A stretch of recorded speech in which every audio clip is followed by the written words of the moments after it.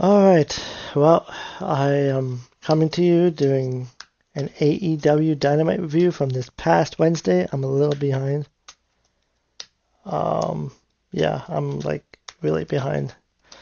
So this is one of three videos. I'll be doing the SmackDown review next, and then the top five.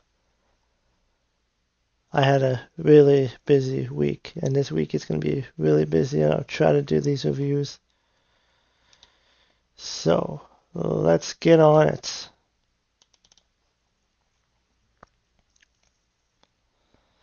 Tommaso Ciampa opened up Dynamite. He was interviewed by Tony Schiavone. Ciampa wanted Tony to tell him that he was better than Chris Jericho. Ciampa called Tony an old, senile B, and he wanted Tony to tell the fans that Ciampa is better than Jericho. Tony was pushed up against the turnbuckle, so he said Ciampa is better than and then Jericho's music hit. He made his entrance. Tony left. And then Ciampa said it's about darn time that Jericho showed up in the flesh. Jericho wondered who he has to talk to so that he can fight somebody who has hair. There were bald chants. Hi, I'm Jericho, Ciampa said. Or Chris Jericho said, hi, I'm Chris Jericho. Ciampa said he knows who Chris Jericho is. Ciampa said he left Jericho unconscious 2 weeks ago. He's a psycho killer. Tommaso Ciampa, Jericho called him Tommy, so there was a Tommy chant. Jericho said Tommy looks better on a t-shirt, and it's so much easier to chant.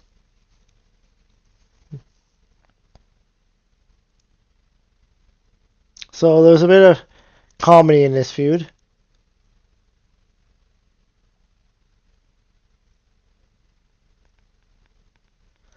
And then the TNT champion, Kevin Knight, and the Don Callis were interviewed by Renee Paquette. They were rude to her, and it didn't go for so far. Andrade walked in saying he wants the world title. Andrade said Knight is new to the Don Callis family and told him to go back of the line. Knight said they are running out of time and they have things to do.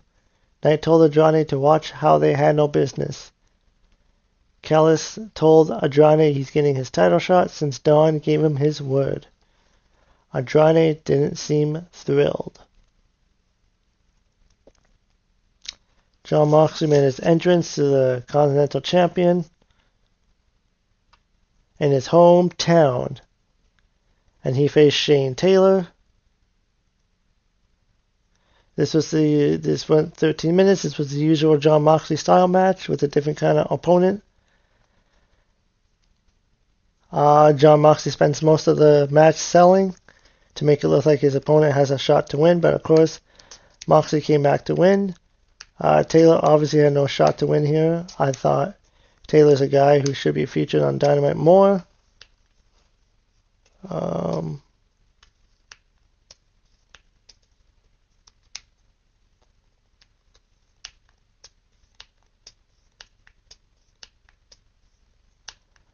And then after the match, Taylor punched Moxley in the jaw to knock him down.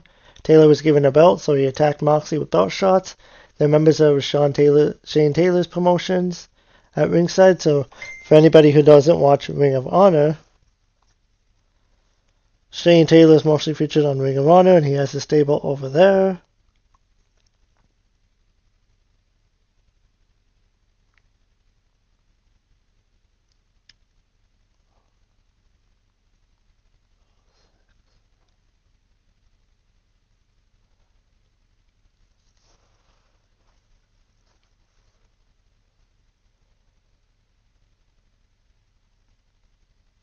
And then Kevin Knight was in the ring with Don Callis doing a promo. It was a typical heel promo for Knight. Talk about how great he is and wanting to be a two-time champion, meaning he wants the AEW World title.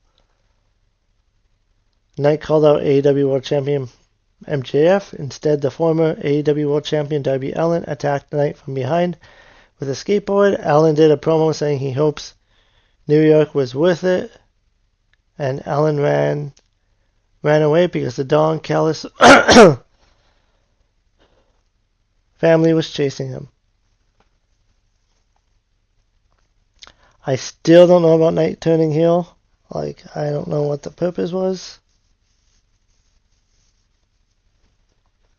And then the next match was Pac versus Mike Briscoe. This went 12 minutes. It was a good TV match. And then Mark did a post-match promo saying he has a direct path to the AEW World Champion. Mark called out MJF, and then the music hit. MJF appeared in the crowd to tell Mark he is not a great listener. MJF claimed he has the final word in the law here in AEW. MJ added that there's nothing more important than him. So his final word is no.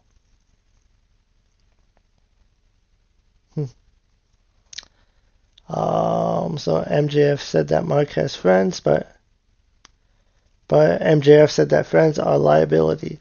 MJF said he has the most important thing, money, and money talks. The trio of Jay Lethal, Lee Johnson, and Blake Christian attacked Mark. But Mark was able to beat them up, and the idea is that MJF paid this trio to beat up Mark. And that's what Jay Lethal and Lee Johnson are doing now. And then the trio of And then the conglomeration saved their buddy. And then Mark informed MJF that he knows something Max doesn't know. Max said that MJF is not the boss, he's an a-hole. And Mark said that Tony Khan is the boss. And Mark said that he talked to Tony and there's going to be a 6-on-6 steel cage match at Forbidden Door. If Mark Teams wins, then he gets a guaranteed shot at the AEW World title. So it's going to be 6-on-6. It's like, I guess, I mean,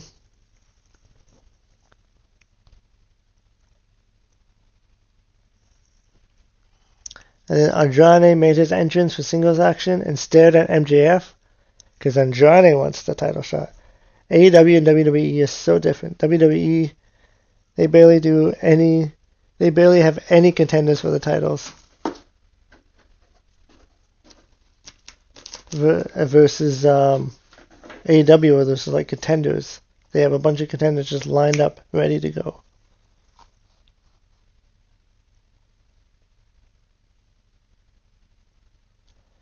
Orange Cassidy versus Andrade Algilo. This match went 15 minutes with Andrade getting the win.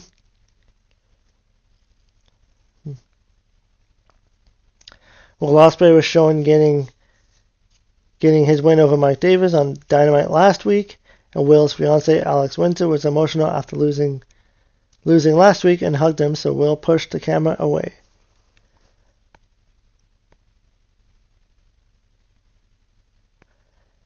And Thekla was featured in a video package talking about how great she is and mentioned her past when she got fired from Stardom in Japan.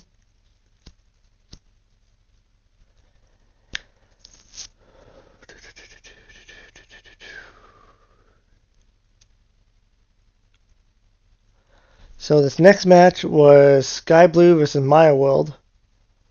There was barely a reaction to either wrestler because Sky Blue should be a star by now.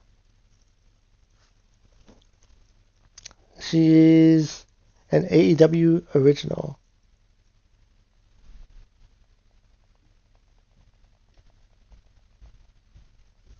And Maya World was added into the match because Saraya couldn't compete. And Maya World got the win.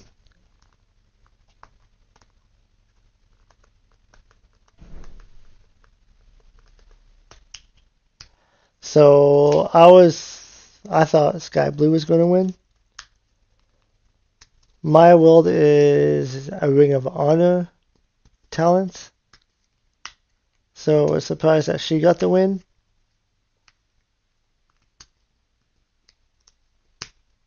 This match went 11 minutes.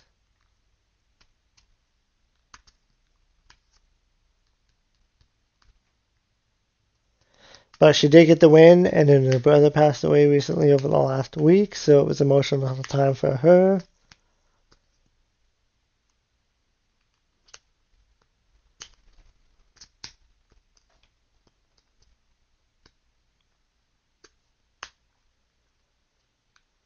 And that means Maya World will face Athena.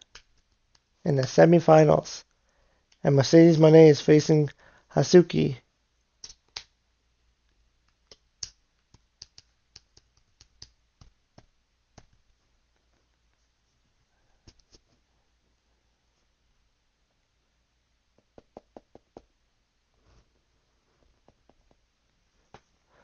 So yeah, so we'll see what happens. And then Zack Sabre Jr., there's a clip aired about him. He's going to be part of AEW New Japan Pro Wrestling. Forbidden Door. And then Don Callis is featured. This is a funny segment. Don Callis was featured in a backstage setting with the Don Callis family. The AEW World Champion MJF walked in to talk to Callis. MJF said that he needs some of Don's top guys to team with him. MJF showed Callis a briefcase full of money, so Callis agreed. And Kevin Knight said he'll team up with MJF, but only if Knight gets a shot at the world title. And MJF said, you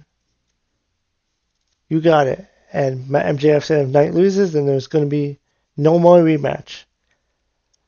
And then the rest of the guys left, so Andrade talked to Callis, wondering about his title shot. Callis promised Andrade that he would get his title shot, and they shook hands.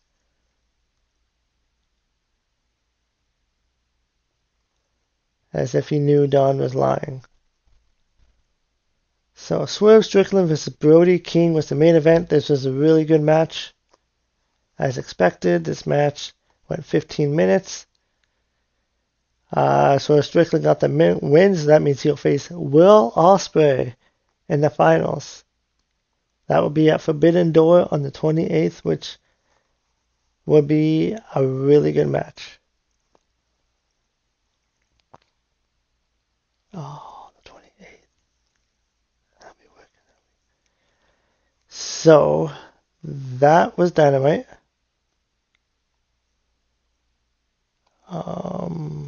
They also did a 2.5 hours Collision show where Thekla cut an amazing promo, so I'll talk more about that in my top 5. Yeah, so